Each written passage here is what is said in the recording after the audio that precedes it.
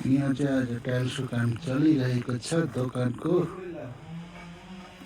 हाम्रो दोकानको टाइल्सको काम चलिरहेको छ। यो टाइल्स मिलाउनु चाहिँ निकै भारी भइरहेको छ।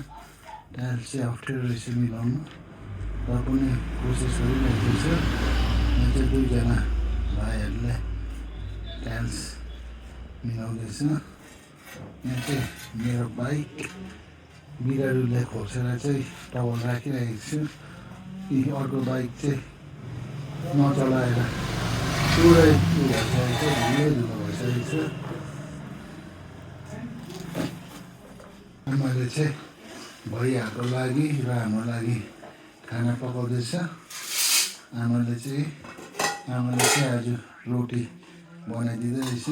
रोटी, यता भात पनि छ, यता आलुदम, यता दाल बसिरहेको रहेछ।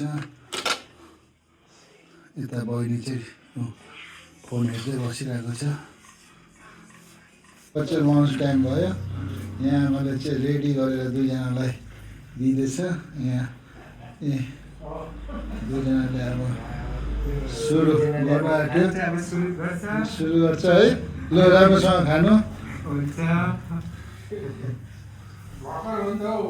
ल साथीभाइ, आजलाई यति नै। धन्यवाद।